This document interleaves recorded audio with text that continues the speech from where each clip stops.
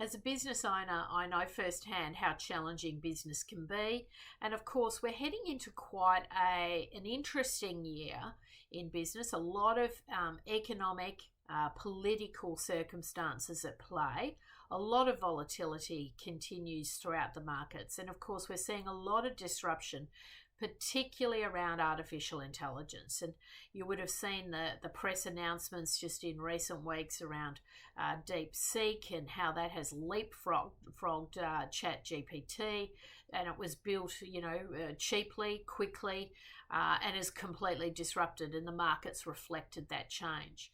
There's not a business on the planet that's not going to be impacted by changes to how AI is working across their business. And of course, we have the whole concept or issue around shadow AI, who is using it and how, and not having a lot of visibility into that at the moment. So there's a lot of challenges around business. And so my strong advice would be to really look at the caliber of your advisory board and look towards bringing in talent that can assist you in terms of artificial intelligence, digital disruption, cyber security issues, and really growth specialists. I think your advisory board should really be stacked with entrepreneurial mindset, people who really genuinely understand how to grow businesses and know how to disrupt markets. And so, a lot of advisors kind of fall into a few sort of categories. And of course, when you've had an advisory board for a period of time, you'll often find that it becomes quite sort of stagnant and there's a bit of groupthink that creeps in. You really want to keep your advisory board fresh, and you want to keep bringing in the right people and getting the wrong people out of the room. People who maybe are well-intentioned but not adding the absolute value that maybe they did in the first few months of engagement. I would be really cautious about setting an advisory board for several years, a few years type appointments. I would be keeping these appointments month to month. I would give myself the flexibility to be able to exit people from the organisation. And I'd make that clear up front to the parties, just say, look, I really want to be able to keep this board fresh.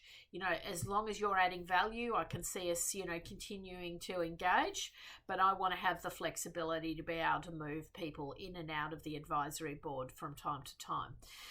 So I think it's a really good time to have a look at what value that advisory board is giving to you, what reports they've provided to you about what are the challenges likely for your business in the year ahead, what are their suggestions on how to grow the business. And I'd be really sort of having some offline strategy days with those advisors to really make sure you're really calibrating, and of course having those regular checkpoints.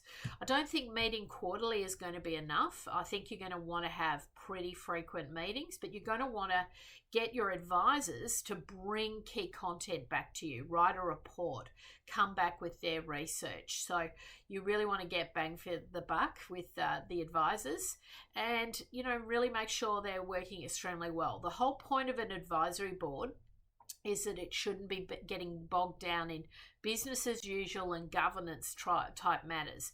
It may lightly touch across those issues, but it really should be focused on how you're going to grow your business, how you're going to navigate challenges in the market, obviously how you navigate risk throughout all of that, but really sort of setting your sights on what you're trying to achieve through the year ahead.